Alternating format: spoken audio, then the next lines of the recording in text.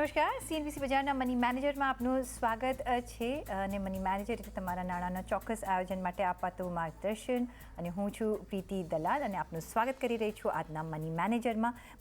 આજે આપણે વાત કરીશું ડાયવર્સિફિકેશન એટલે શું, મ્યુચ્યુઅલ ફંડમાં કઈ રીતે થઈ શકે છે ડાયવર્સિફિકેશન, અને દર્શકોના સવાલ પણ લઈશું. ત્યારે મની મેનેજરમાં આપણે સતત કહેતા હોઈએ છીએ કે જોખમની ક્ષમતા પ્રમાણે રોકાણ કરવા જોઈએ અને ડાયવર્સિફિકેશનનું ખાસ મહત્ત્વ છે. ત્યારે આજે આપણે સમજીશું રિસ્ક રિટર્ન શું છે અને ડાયવર્સિફિકેશનથી રિસ્ક રિટર્ન રેશિયો કઈ રીતે સુધરી શકે છે, અને એ પણ mutual fund point of view જ્યારે તમે મ્યુચ્યુઅલ ફંડ થ્રુ રોકાણ કરો છો. અને આ ચર્ચામાં આપણી સાથે જોડાઈ રહ્યા છે રૂપી વિથ ઋષભ ઇન્વેસ્ટમેન્ટના ઋષભ દેસાઈ. ઋષભ, ઘણું સ્વાગત છે આપનું. અને આપણે ઘણી વખત ડાયવર્સિફિકેશન, એસેટ એલોકેશન બધાની આપણે વાત કરતા હોઈએ છીએ કે જ્યારે આપણે ઇક્વિટીમાં રોકાણ કરતા હોઈએ ત્યારે માર્કેટમાં રોકાણ કરતા હોઈએ, પણ આજે આપણે સ્પેશિયલ ટચઅપ ઓન કરી રહ્યા છે મ્યુચ્યુઅલ ફંડમાં થ્રુ જો તમે રોકાણ કરો છો તો ત્યાં કઈ રીતે ડાયવર્સિફિકેશન કરી શકો છો. અને કરેક્ટ ટાઈમ પર આપણે આ સબ્જેક્ટ લીધો છે કારણ કે ઓગસ્ટ મહિનાના જે મ્યુચ્યુઅલ ફંડના આંકડા આવ્યા છે એ પણ ક્વાઇટ પ્રોમિસિંગ આવ્યા છે. અને ઘણા બધા એવો વર્ગ છે કે જે મ્યુચ્યુઅલ ફંડ થ્રુ જ રોકાણ કરે છે બિકોઝ ઇઝ સેફ. આપણે બહુ મગજમારી કરવાની નથી હોતી, પણ we have to select a right category. તો પહેલાં તો ડાયવર્સિફિકેશન એટલે શું અને શા માટે આટલું ઇમ્પોર્ટન્ટ છે આપણા પોર્ટફોલિયો, અને જ્યારે આપણે મ્યુચ્યુઅલ ફંડ થ્રુ બનાવતા હોય છે ત્યારે ડાયવર્સિફાય કરવું. પ્રીતિ, પહેલા તો તમારો ખૂબ આભાર મને શો પર બોલાવવા માટે. તમે બહુ કરેક્ટલી પુટ કર્યું કે diversification is very important, specially હમણાં જે રીતના ઇન્ફ્લોઝ આવી રહ્યા છે મ્યુચ્યુઅલ ફંડમાં, જે રીતના માર્કેટ પણ શોર્ટ અપ થઈ ગયું છે ઇન ધ પાસ્ટ 6-7 months.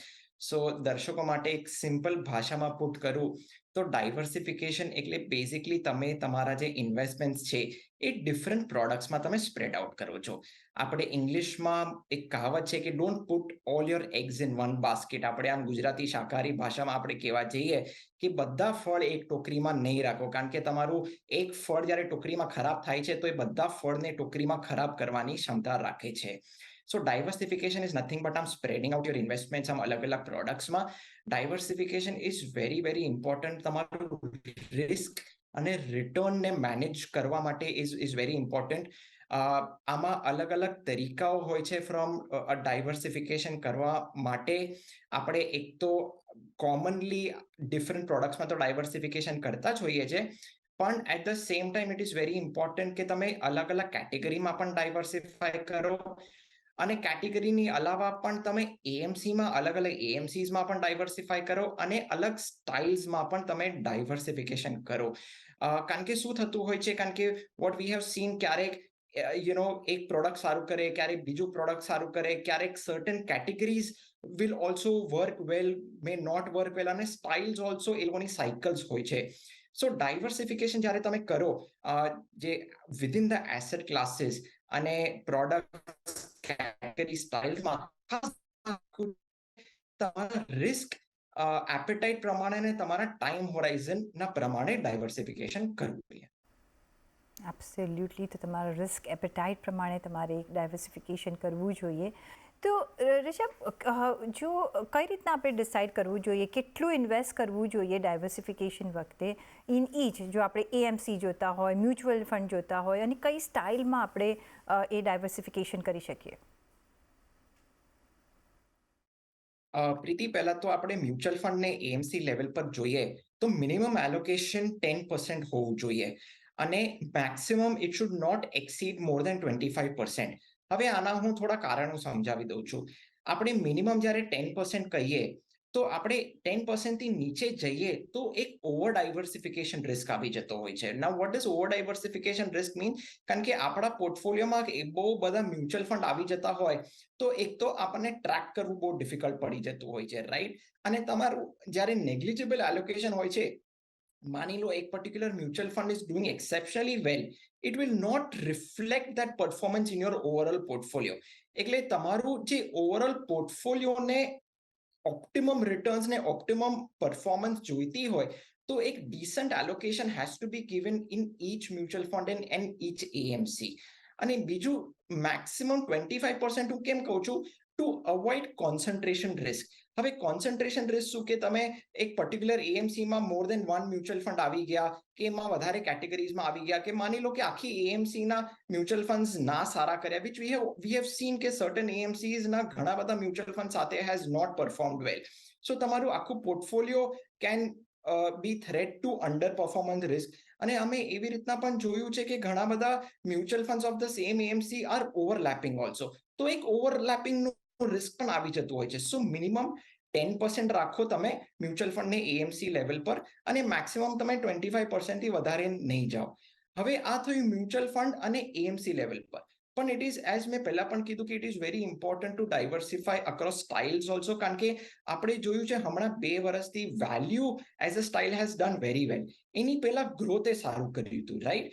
સો મારા ખ્યાલમાં a good portfolio should be both in value પણ હોવું જોઈએ એન્ડ ગ્રોથમાં પણ હોવું જોઈએ, કારણ કે growth is little more consistent. So higher allocation has to be given in growth style. So મારા ખ્યાલમાં 60 to 80% એલોકેશન તમે ગ્રોથ સ્ટ્રેટેજીમાં આપો અને value strategy is usually little more cyclical, તો એમાં 20 to 40% તમે એલોકેશન આપી શકો છો. પણ અગેન ધીસ ઓલ ડિપેન્ડ્સ કે તમારું રિસ્ક શું છે અને તમારું ટાઈમ હોરાઇઝન શું છે. એબ્સોલ્યુટલી. તો 10% મિનિમમ તમારું અહીંયા રોકાણ હોવું જોઈએ.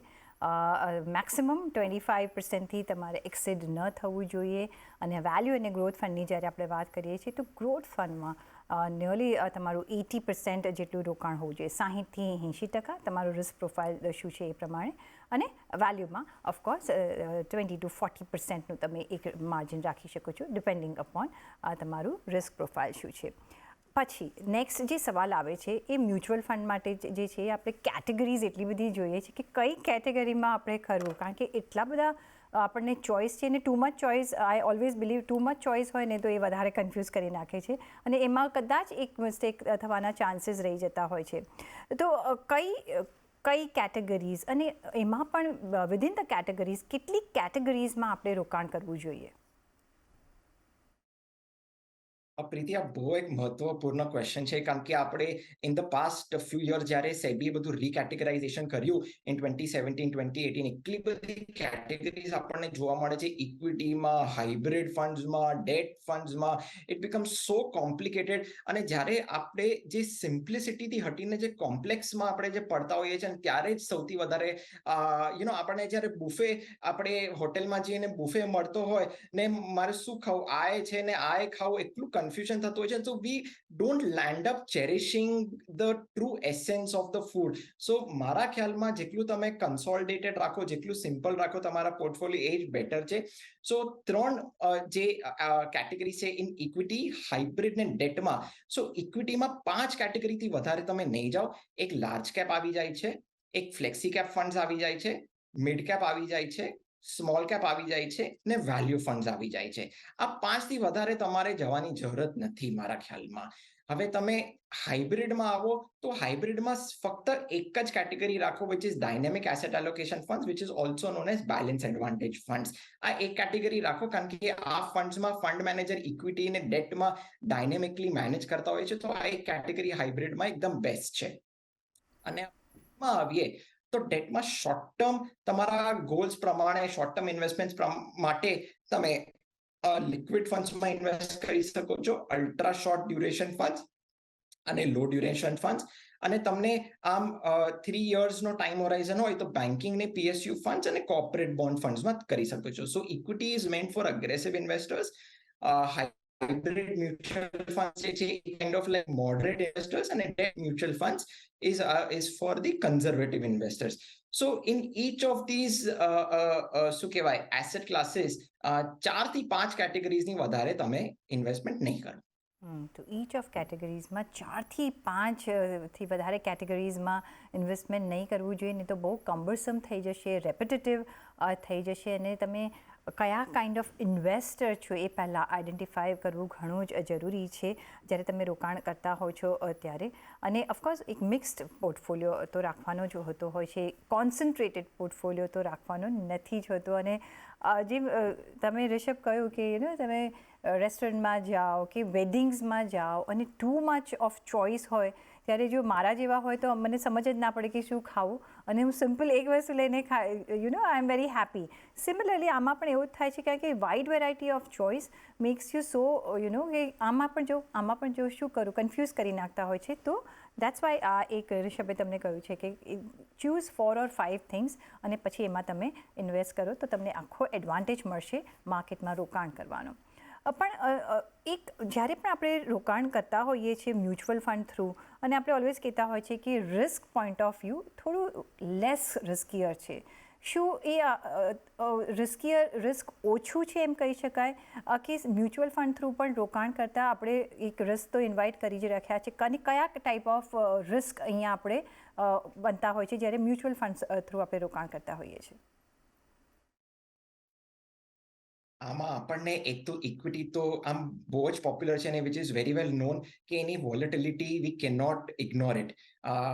બાય ડિફોલ્ટ આપણે ઇક્વિટીમાં જ્યારે ઇન્વેસ્ટ કરીએ તો વોલેટિલિટી રિસ્ક માર્કેટ ઉપર નીચે is very natural and very common, right? પણ આપણે જે ઇન્વેસ્ટર સમજતા નથી કે ડેટમાં પણ જે ફિક્સ ઇન્કમ કેટેગરી છે, એસેટ ક્લાસ છે, એમાં પણ રિસ્ક હોય છે, પણ એમાં 3 ટાઈપના રિસ્ક આવી જતા હોય છે.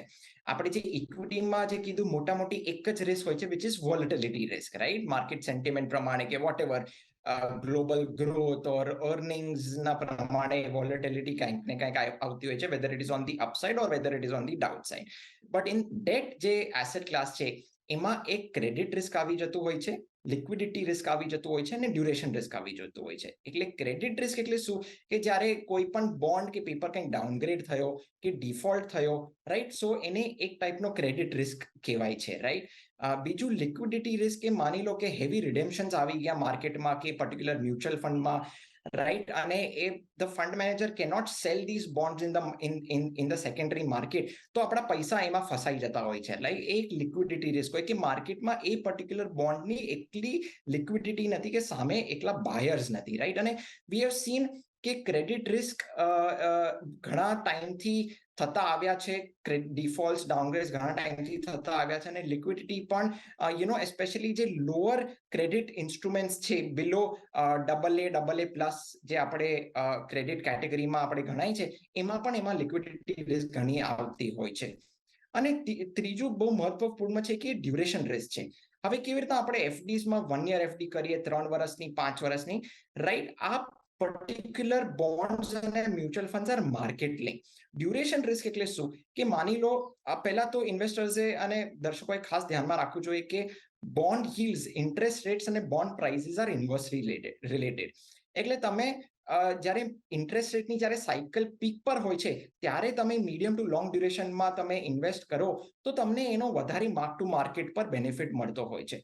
પણ તમે જ્યારે ઇન્ટરેસ્ટ રેટ સાયકલ એની લો ચાલે છે, કે ઇન્ટરેસ્ટ રેટ્સ આર એકદમ લો, અને તમે જ્યારે એ ટાઈમે મીડિયમ ટુ લોંગ ડ્યુરેશનમાં ઇન્વેસ્ટ કરો અને જ્યારે ઇન્ટરેસ્ટ રેટ્સ માર્કેટમાં વધે, તો it negatively ઇમ્પેક્ટ્સ the existing bonds and existing mutual funds.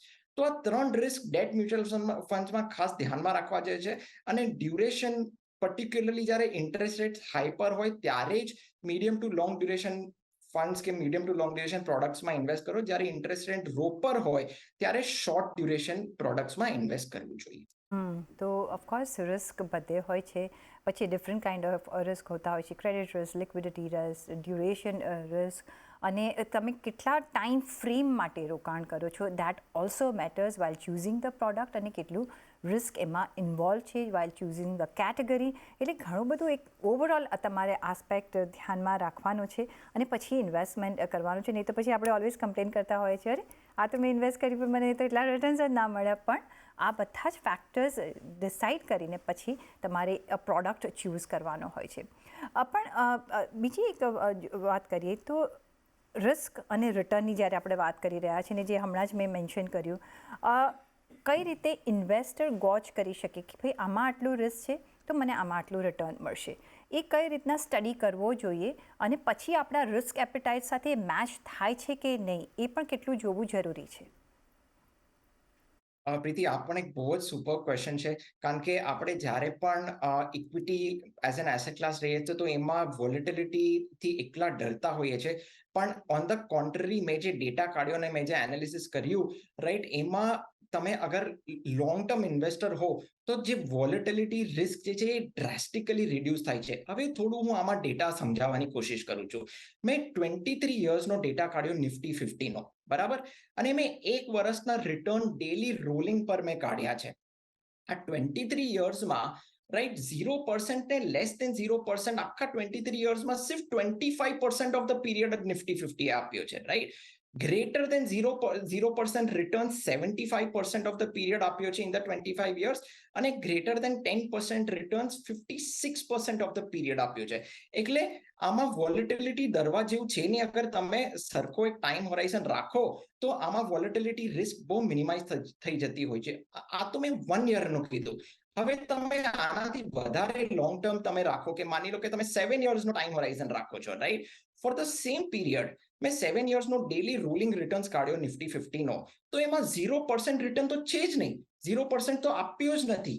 એટલે આમાં ખોટા ઇન્વેસ્ટર્સ જ્યારે છે, અગર તમે લોંગ ટર્મ ટાઈમ હોરાઇઝન રાખો તો વોલેટિલિટી બહુ રિડ્યુસ થઈ જતી હોય છે. 10 યર સ્ટેન્ડર્ડ ડિવિએશન જે મેં કાઢ્યો છે of Nifty 50 index is only 3.82%, અને જે 1 યર સ્ટેન્ડર્ડ ડિવિએશન ઓફ જે ડેટ કોર્પોરેટ બોન્ડ ઇન્ડેક્સ છે ઇટ ઇઝ 3.13%. એટલે હું આમાં કહેવા માંગુ છું કે તમે લાંબો ગાળો રાખો તો તમારી વોલેટિલિટી એટલી જ રિડ્યુસ થતી જાય છે. So don't be afraid to invest in equities, કારણ કે ઇક્વિટી એક જ માત્ર એસેટ ક્લાસ છે કે તમને inflation beating long term wealth creating તમને રિટર્ન્સ આપશે. એબ્સોલ્યુટલી. અને ઋષભ, ઇક્વિટીમાં બધાને રોકાણ કરવું હોય છે, પણ એ રિસ્ક પાર્ટમાં એ ફેસ નથી કરવો હોતો, અને એ રિસ્ક તો તમારે લેવું જ પડશે, નહીં તો તમે ઇન્ફ્લેશન કઈ રીતે બીટ કરી શકશો. તો જ્યાં રિટર્ન્સ વધારે ત્યાં થોડું રિસ્ક પણ હોય છે, પણ એ રિસ્ક એટલે કોઈ પણ આડેધડ રિસ્કની આપણે વાત નથી કરતા. એક કેલ્ક્યુલેટેડ રિસ્કની આપણે અહીંયા વાત કરી રહ્યા છીએ. પણ જ્યારે આપણે ફિક્સ્ડ ઇન્કમની વાત કરી રહ્યા છીએ, એવા પ્રોડક્ટ્સની વાત કરી રહ્યા છીએ, તો શું તમને લાગે છે કે credit risk funds are worth investing, અને ત્યાં કયા એવા રિસ્ક અને રિટર્ન્સ તરફ નજર રાખવું જોઈએ? પ્રીતિ, હું ઓલવેઝ ઇન્વેસ્ટર્સને કહું છું અને મારા ક્લાયન્ટ્સને પણ કહું છું કે equity is meant for risk taking for wealth creation, અને debt is actually meant for capital preservation. તમે ડેટમાં તમે 1-2% માટે તમે રિસ્ક ના લો. તમને અગર સરખો રિસ્ક લેવો હોય, વેલ્થ ક્રિએટ કરવી હોય, તો તમે ઇક્વિટીમાં જ ઇન્વેસ્ટ કરો. પણ તમે ડેટ જ્યારે કરો, debt is actually much more riskier than equities at time, કારણ કે જ્યારે ડેટમાં પૈસા જતા હોય છે તો એટ ટાઈમ તમને પૈસા પાછા મળતા નથી હોતા. અને આ મેં જે ડેટા કાઢ્યો, તમે એકદમ શોક રહેશો. From 3 year rolling returns basis 2018 થી લઈને 2020-23 મેં જે ડેટા કાઢ્યો, જે કોર્પોરેટ બોન્ડ ફંડ્સ છે they are outperforming credit risk funds 80% of the period, right? એનો જે એવરેજ રિટર્ન જે છે ફ્રોમ 2018 થી લઈને 2020-23, આ 3 વર્ષનું રોલિંગ રિટર્ન્સની વાત કરું છું, CAGR ની. જે એવરેજ રિટર્ન્સ છે, જે corporate bond funds have given 7.7%, અને ક્રેડિટ રિસ્ક ફંડ્સે સિર્ફ 7.2% જ આપ્યું છે. સો મારા ખ્યાલમાં it is not worth taking the risk in credit risk funds at all, કારણ કે ડેટા ઇઝ નોટ, જે ડેટા મેં કાઢ્યો છે it is not supportive of credit risk funds at all. હમણાં જે કરન્ટલી જે yield ટુ મેચ્યોરિટી છે ક્રેડિટ રિસ્ક ફંડ્સની સિર્ફ 1% જ હાયર છે.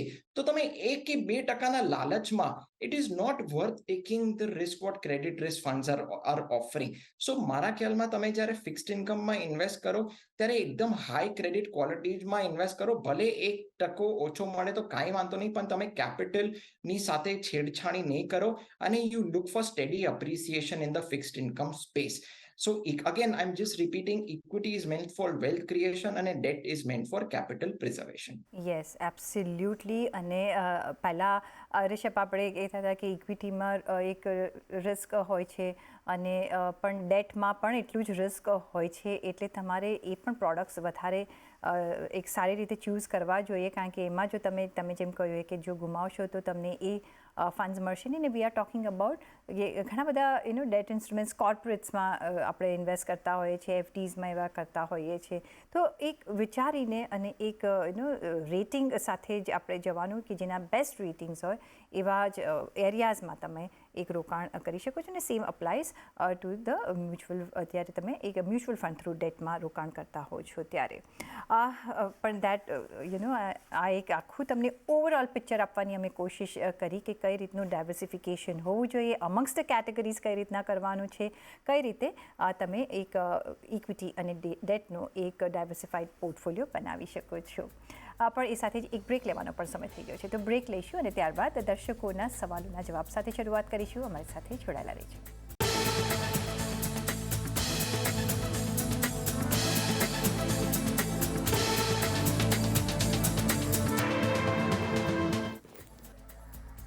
બ્રેક પછી આપનું સ્વાગત છે. અને જે પહેલો સવાલ આવી રહ્યો છે ઋષભ, એના પર આપણે નજર કરીએ. નિકેત કુમારનો સવાલ આવી રહ્યો છે.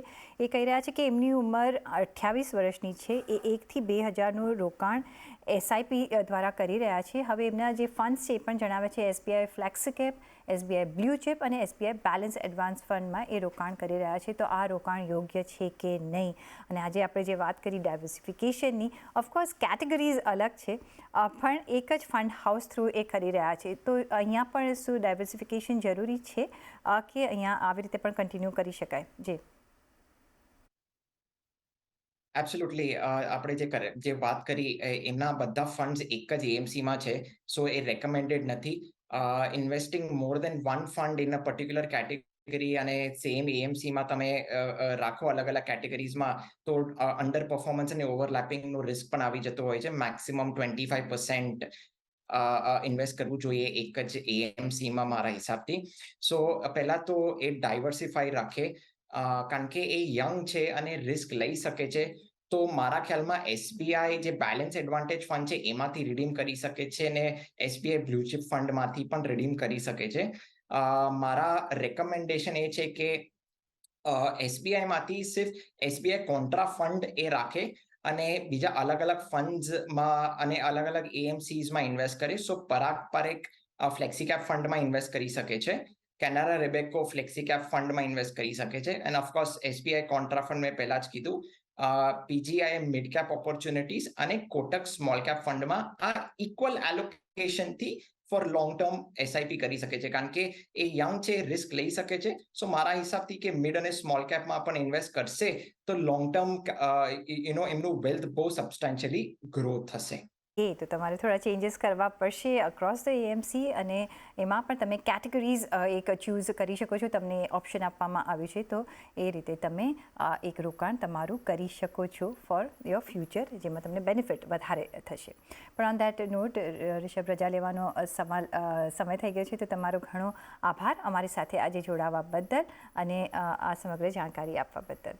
અને એ સાથે જ મની મેનેજરના આ એપિસોડમાં બસ અત્યારે આટલું જ. પાછા મળીશું નેક્સ્ટ એપિસોડમાં. ત્યાં સુધી આપશો રજા. નમસ્કાર.